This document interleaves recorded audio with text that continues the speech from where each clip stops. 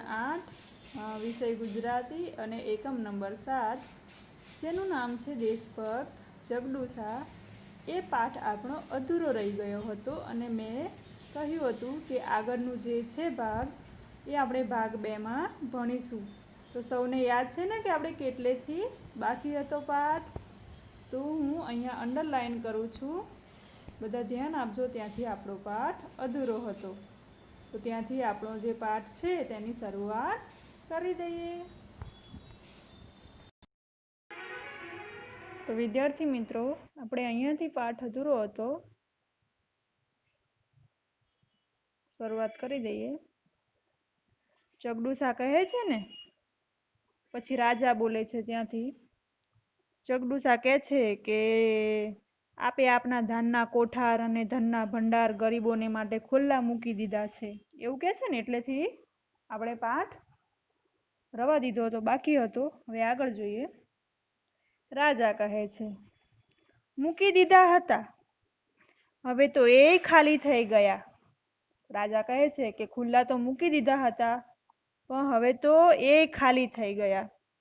હવે મારા ધનના ભંડાર અને અન્નના કોઠારે ખાલી ખમ પડ્યા છે, કે જે મેં ખુલ્લા મૂકી દીધા હતા એ ખાલી થઈ ગયા છે, ને હવે જે મારા ધાનના ભંડાર હતા અને અન્નના કોઠારો ખાલી ખમ પડ્યા છે, અને રૈયતના પેટનો ખાડો તો હજી ઊણો ને ઊણો જ છે।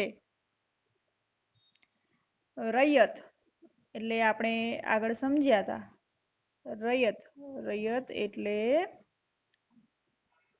પ્રજા। શું થાય? પ્રજા। પેટનો ખાડો તો હજી ઊણો ને ઊણો, તો એનો અર્થ થશે ભૂખ દૂર ન થવી। તો રાજા કહે છે કે મારા જે ધાનના ભંડાર હતા અને અન્નના કોઠારો હતા એ ખાલી ખમ પડ્યા છે, અને મારી જે પ્રજા છે એમની ભૂખ હજી પણ દૂર ન થઈ। ધાર્યું, શું લખ્યું છે? ધાર્યું તું કે સાલ વરસાદ આવશે ને સૌ સારાવાના થશે। તો રાજા કહે છે કે ધાર્યું તું કે એટલે આ સાલ વરસાદ આવશે ને સૌ સારાવાના થશે। સૌ સારાવાના થશે એટલે બધી રીતે સારું થવું, આ જે ભૂખમરો છે તે દૂર થઈ જશે એમ। પણ વરસાદ આવ્યો નહીં। શું કહે છે રાજા? કે પણ વરસાદ આવ્યો નહીં।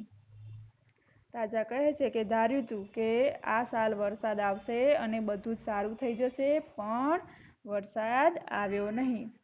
પછી રાજા કહે છે અધૂરામાં પૂરું તીડ પડ્યા। શું કહે છે રાજા? કે અધૂરામાં પૂરું તીડ પડ્યા। તીડ પડ્યા એટલે પાકનો નાશ કરનાર એક પાંખાળું જીવડું, જેને તીડ કહેવાય છે। જે તીડ છે તે પાકને નુકસાન કરે છે અને પાકનો શું કરે છે? નાશ કરે છે। લોકો ત્રાહિમામ પોકારે છે। તો અહીંયા શું આવ્યું કે લોકો ત્રાહિમામ પોકારે છે, તો એનો અર્થ થશે બચાવો બચાવો મોટેથી બોલવું। એટલામાં બહારથી પોકાર આવે છે, અમે મરી જઈએ છીએ, અમને જીવાડો, અમને જીવાડો, અમને અનાજ આપો। તો એટલામાં બહારથી અવાજ આવે છે કે અમે મરી જઈએ છીએ, અમને જીવાડો, અમને જીવાડો, અમને અનાજ આપો। જગડુસા બોલે છે, જગડુસા બહારનો પોકાર સાંભળી, તો જગડુસા કહે છે કે ભૂખ્યા ગળામાંથી પૂરો અવાજ પણ નીકળતો નથી। તો બહારથી જે અવાજ આવે છે કે અમને જીવાડો, અમને જીવાડો, અમને અનાજ આપો, એ અવાજ સાંભળીને જગડુસા કહે છે કે ભૂખ્યા ગળામાંથી, કારણ કે લોકોએ ખાધું નથી એટલા માટે ગળામાંથી પૂરો અવાજ પણ નીકળતો નથી। રાજા વસ્તીનું આ દુઃખ એ મારું દુઃખ છે. તો રાજા કહે છે કે આ જે પ્રજા છે, આ જે વસ્તી છે, એમનું દુઃખ એ મારું દુઃખ છે, પણ નિવારણનો કોઈ રસ્તો મને દેખાયો નહીં. ત્યારે હું મૂંઝાયો, એવે વખતે તમે યાદ આવ્યા. તો અહીંયા આવ્યું કે નિવારણ. તો નિવારણ એટલે જે દુઃખ છે તેને દૂર કરવાનો ઉપાય, ઈલાજ એ પણ કહેવાય. તો રાજા કહે છે કે મને આ જે દુઃખ છે, જે લોકોનું આ દુઃખ છે એ દૂર કરવાનો ઉપાય, ઈલાજ મને દેખાયો નહીં. ત્યારે હું મૂંઝાયો અને એવે વખતે મેં તમને યાદ કર્યા. તો રાજાએ કોને યાદ કર્યા હતા? જગડુશાને. જગડુશા નવાઈ પામી. હું યાદ આવ્યું? કેવી રીતે? તો જગડુશા છે તેને રાજાની વાતની નવાઈ લાગે છે અને કહે છે કે હું યાદ આવ્યું? કેવી રીતે? રાજા: મારા સાંભળવામાં આવ્યું છે કે પાટણમાં જગડુશાની માલિકીની કેટલીક અનાજની વખારો છે. તો રાજા કહે છે કે મેં સાંભળ્યું છે કે પાટણમાં જગડુશાની માલિકીની એટલે જગડુશાની પોતાની કેટલીક અનાજની વખારો છે. તો વખાર શબ્દ આવ્યો. વખાર એટલે અનાજ ભરવા માટેનું ગોદામ. તો રાજા કહે છે કે મેં એવું સાંભળ્યું છે કે પાટણમાં જગડુશાની પોતાની અનાજ ભરવા માટેનું જે ગોદામ છે ત્યાં ઘણી બધી વખારો છે, ઘણું અનાજ છે એમ જગડુશા જોડે, એવું મને સાંભળવામાં આવ્યું છે. જગડુશા: જગડુશાની માલિકીની અનાજની વખારો? તો જગડુશા કહે છે કે જગડુશાની માલિકીની અનાજની વખારો એમ કે મારા માલિકીની મારું એમ? મહારાજ, આપની કંઈક ભૂલ થાય છે. જગડુશા છે તે કહે છે રાજાને કે મહારાજ, આપની કંઈક ભૂલ થાય છે. મારી માલિકીની કોઈ અનાજની વખાર મેં પાટણમાં કે કોઈ શહેરમાં રાખી જ નથી. શું કહે છે જગડુશા? કે મેં મારી માલિકીની કોઈ અનાજની વખાર મેં પાટણમાં કોઈ શહેરમાં રાખી જ નથી. રાજા કહે છે, શું કહે છે રાજા એ આપણે જોઈએ. રાજા: તો અમે સાંભળ્યું એ શું? રાજા કહે છે કે તો અમે સાંભળ્યું એ શું? જગડુશા: કંઈક સમજ ફેર થઈ હશે મહારાજ. તો જગડુશા કહે છે કે કંઈક સમજવામાં ફરક પડ્યો હશે મહારાજ. તો સમજફેર એટલે સમજવામાં ફરક પડવો, કે તમે કંઈક સમજવામાં ભૂલ કરી હશે કાં તો કંઈક ફરક થયો હશે. કારણ કે વખારો મારી ખરી ને? જગડુશા કહે છે કે કંઈક સમજફેર થઈ હશે મહારાજ, કારણ કે વખારો મારી ખરી ને? રાજા નવાઈ પામી: વખારો આપની છે અને છતાં એ આપની માલિકીની નથી, એમ આપનું કહેવું છે? રાજા કહે છે કે વખારો કે પોતાની તમારી છે, છતાં એ આપની માલિકીની નથી. તો જગડુશા કહે છે ને કે મારા માલિકીની નથી, હું એનો માલિક નથી. તો તમારા માલિકીની નથી એમ આપનું કહેવું છે? તો રાજા કહે છે કે જે વખારો છે એ તમારી છે ને છતાં તમે એમ કહો છો કે હું એનો માલિક નથી, એ કહેવું તમારું સાચું છે એમ? જગડુશા: વાત એમ છે કે વખારો મારી છે એ વિશે કંઈ શંકા નથી. જગડુશા કહે છે કે વાત એમ છે કે વખારો મારી છે એ વિશે કંઈ શંકા નથી. હા, મારી છે પણ એ વિશે કંઈ શંકા નથી. જગડુશા કહે છે કે વખારો છે એ મારી છે. પછી રાજા: અને એ વખારોમાંનું અનાજ? તો રાજા કહે છે કે વખારો તમારી છે એ વિશે કંઈ શંકા નથી, પણ એ વખારોમાંનું જે અનાજ છે એ કોનું છે એમ કહેવા માંગે છે રાજા. તો જગડુશા કહે છે કે એ અનાજ મારું નથી. શું કહે છે જગડુશા? કે એ અનાજ મારું નથી. રાજા હતાશ બની જઈ તો રાજા છે તે નિરાશ થઈ જશે. હતાશ, હતાશ શબ્દ આવ્યો. હતાશ એટલે નિરાશ થઈ જવું. તો રાજા, એ અનાજ તમારું નથી? રાજા કહે છે કે એ અનાજ તમારું નથી? રાજા છે તે નિરાશ થઈ જાય છે અને કહે છે કે એ અનાજ તમારું નથી? તો શું તમે એ કોઈને દઈ દીધું છે? કોને દીધું? ક્યારે દીધું? હું તમને એના મોં માંગ્યા દામ આપત. રાજા કહે છે કે તો શું તમે એ કોઈને દઈ દીધું છે? તો રાજા છે તે જગડુસાને પૂછે છે કે એ જે અનાજ છે એ તમે કોઈને દઈ દીધું છે?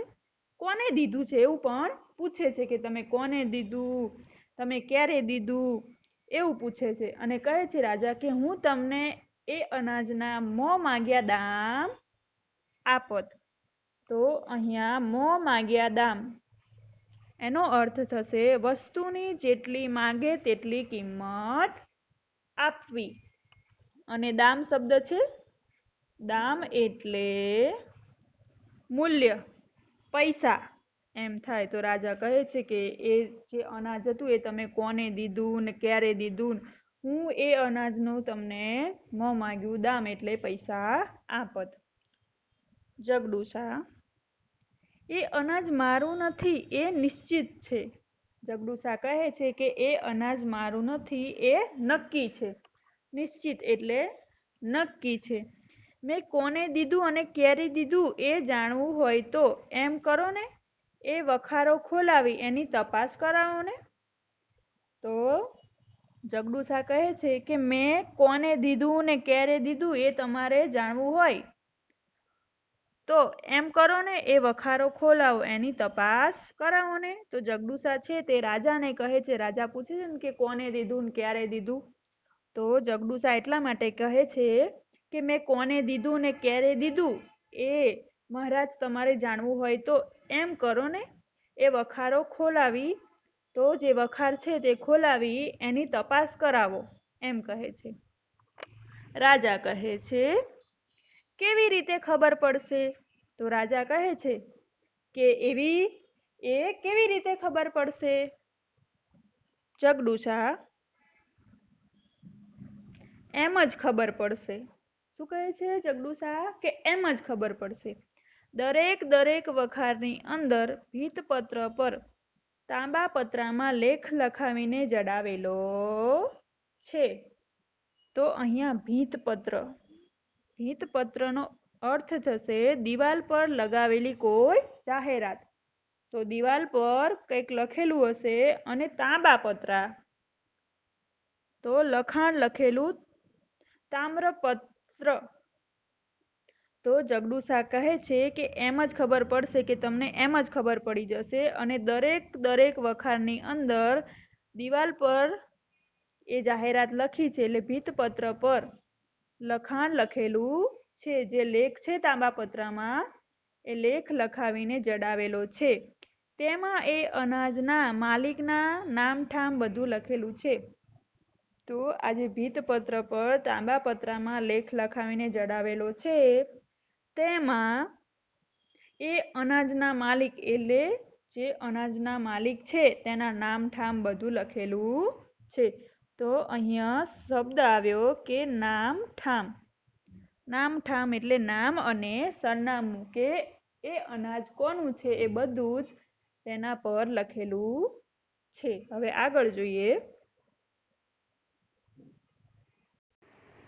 રાજા, ઠીક છે, હું એ માલિકની પાસે જઈશ ને કહીશ કે સુકાળ થયે તેને એક દાણા સાથે મોતી ગણીને આપીશ, પણ આજે મારી આટલી દયા કર. તો રાજા કહે છે કે સારું, આજે અનાજના જે માલિક છે એની પાસે હું જઈશ અને કહીશ કે સારો સમય સુકાળ થશે. સુકાળ થયે, સુકાળ એટલે સારો સમય થયે તેને એક દાણા સાથે મોતી ગણીને આપીશ, પણ આજે મારી આટલી દયા કર, કે તું આજે મારી પર આટલી દયા કર.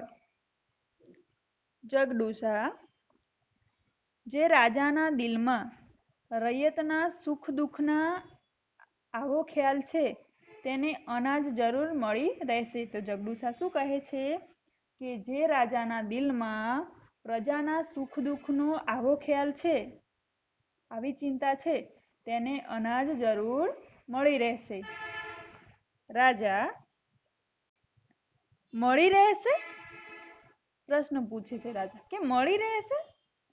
કોટવાલજી જાઓ, વખારો ઉગાડો અને લેખ અહીં લઈ આવો. તો રાજા કહે છે કે કોટવાલજી એટલે કિલ્લાનો રક્ષક અથવા પોલીસ અમલદાર એમ પણ કહેવાય. તો કોટવાલજી એટલે કિલ્લાનો રક્ષક છે. તેને રાજા કહે છે કે કોટવાલજી જાઓ, વખારો ઉગાડો અને લેખ અહીં લઈ આવો. કોટવાલ એટલે કોણ? એ તો મેં કીધું કે કિલ્લાનો રક્ષક. તો કોટવાલ કહે છે જેવી આજ્ઞા મહારાજ, કે જેવી તમારી આજ્ઞા મહારાજ. અને જે કોટવાલ છે તે જાય છે. જગડુશા મહારાજ, આપે આટલી તકલીફ લેવાની કંઈ જ જરૂર નથી. જગડુશા કહે છે કે રાજા મહારાજ, આપે આટલી તકલીફ લેવાની કંઈ જ જરૂર નથી. હમણાં જ મારા માણસો લેખ લઈને અહીં આવશે. તો કહે છે જગડુશા કે હમણાં જ મારા જે માણસો છે તે એ લેખ લઈને અહીં આવશે. મેં ક્યારનાય તેમને ત્યાં મોકલી દીધા છે કે લેખ લેવા માટે મેં એ લોકોને ક્યારનાય મોકલી દીધા છે. એટલામાં હાથમાં તાંબાપત્રું લઈને એક માણસ સભામાં દાખલ થાય છે. તો રાજા અને જગડુશા વચ્ચે વાતચીત થાય છે. એટલામાં જ હાથમાં તાંબાપત્રું લઈને એક માણસ સભામાં આવે છે. બધા તેની સામે જોઈ રહે છે. તો બધા સભામાં બેઠા હોય છે તે તેની સામે જોઈ રહે છે. પહેલા એ રાજાને અને પછી જગડુશાને પગે લાગે છે. તો જે માણસ શું કહેવાય તાંબાપત્રું લઈને આવે છે ને એ માણસ પહેલા તો રાજા અને પછી જગડુશાને પગે લાગે છે અને પત્રું જગડુશાના હાથમાં મૂકે છે. પછી શું કરે છે? જે તાંબાપત્રું હોય છે તે જગડુશાના હાથમાં મૂકે છે. જગડુશા એ પત્રું રાજાના હાથમાં મૂકે છે. તો જગડુશા છે એ પત્રું રાજાના હાથમાં મૂકે છે. રાજા આજ એ લેખ, તો રાજા પૂછે છે કે આજ એ લેખ, આજ છે આ લેખ એમ? જગડુશા હા મહારાજ. પંડિતજી પાસે વંચાવો. શું કહે છે જગડુશા કે હા મહારાજ, પંડિતજી પાસે વંચાવો. રાજા પંડિતજી લો આ લેખ વાંચો. શું કહે છે રાજા પંડિતને કે લો આ લેખ વાંચો. પંડિતજી ઊભા થઈને આગળ આવે છે. તો જે પંડિત હોય છે તે ઊભા થાય છે અને રાજા બોલાવે છે ત્યાં આવે છે, આગળ આવે છે. ઉઘાડા ડીલ પર ઉપરણો અને માથે પંડિત શાહી પાઘડી શોભે છે. રાજાની સામે આવી પ્રણામ કરી પત્રું હાથમાં લે છે. તો ડીલ શબ્દ આવ્યો. તો ડીલ એટલે દેહ, શરીર. ઉપરણો ખેસ, ઓઢવાનું એવું વસ્ત્ર છે જે પંડિતજીએ ઓઢ્યું છે. તો એ જે પંડિતજી છે તેમના માથે પંડિત શાહી પાઘડી શોભે છે. એટલે જે પાઘડી છે તે સુંદર લાગે છે. અને રાજાની સામે આવીને પ્રણામ કરીને પત્રું હાથમાં લે છે. હવે આગળ જોઈએ પાઠ. પંડિત બોલે છે, પત્રું વાંચે છે. જે પંડિતજી છે તે પત્રું વાંચે છે. મહારાજ સાંભળો, આમાં લખ્યું છે કે આ વખાર જગડુશાની છે, પણ વખારમાંનું બધું અનાજ એના ભૂખે મરતા ગરીબ ભાઈ ભાંડુઓનું છે. તો પત્રું વાંચે છે પંડિત, અને પંડિત મહારાજને કહે છે કે મહારાજ સાંભળો, આમાં લખ્યું છે કે આ વખાર જગડુશાની છે, પણ જે વખારમાંનું બધું અનાજ છે એ ભૂખે મરતા ગરીબ ભાઈ ભાંડુઓનું છે. એટલે ગરીબ ભાઈ ભાંડુઓનું છે. દેશની ભૂખે મરતી વસ્તી આ અનાજની માલિક છે. તો અહીંયા માલિક એટલે પોતાનું એમ. તો આગળ વાંચે છે પંડિત કે દેશની જે ભૂખે મરતી વસ્તી છે ને એની દેશની ભૂખે મરતી વસ્તી આ અનાજની માલિક છે. તો દેશમાં જે ભૂખે મરતી જે વસ્તી છે, જે લોકો છે, એમનું આ અનાજ છે. એના એક દાણા પર પણ જગડુશાનો હક નથી. તો એના એક દાણા પર પણ જગડુશાનો હક નથી. આખી સભા આ સાંભળી ઘડીભર સ્તબ્ધ બની જાય છે. સ્તબ્ધ એટલે ચૂપ, શાંત થઈ જવું. તો જે પંડિતજી વાંચે છે પત્રું, એમાં બધું લખ્યું હોય છે કે આ વખાર જગડુશાની છે, પણ વખારમાંનું જે અનાજ છે એ જગડુશાનું નથી, પણ ભૂખે મરતા ગરીબ ભાઈ ભાંડવોનું છે. અને દેશની ભૂખે મરતી વસ્તી આ અનાજની માલિક છે. અને એના એક દાણા પર પણ જગડુશાનો હક નથી. એ વાત સાંભળીને આખી સભા ઘડીભર શાંત ચૂપ થઈ જાય છે. પછી કળવળતા બધા વાહ વાહ પુકારે છે. કળવળતા, તો શબ્દ આવ્યો કળવળતા. કળવળવી એટલે દુઃખમાં રાહત થવી. અને પછી આ સાંભળીને બધા વાહ વાહ પુકારે છે. તો વિદ્યાર્થી મિત્રો, આગળનો જે પાઠ છે એ આપણે ફરીના ભાગમાં જોઈશું, જે આપણે આટલેથી અધૂરો રહે છે. અહીંયા આપણે પાઠ પૂર્ણ કરીએ છીએ. આગળના ભાગમાં જોઈશું.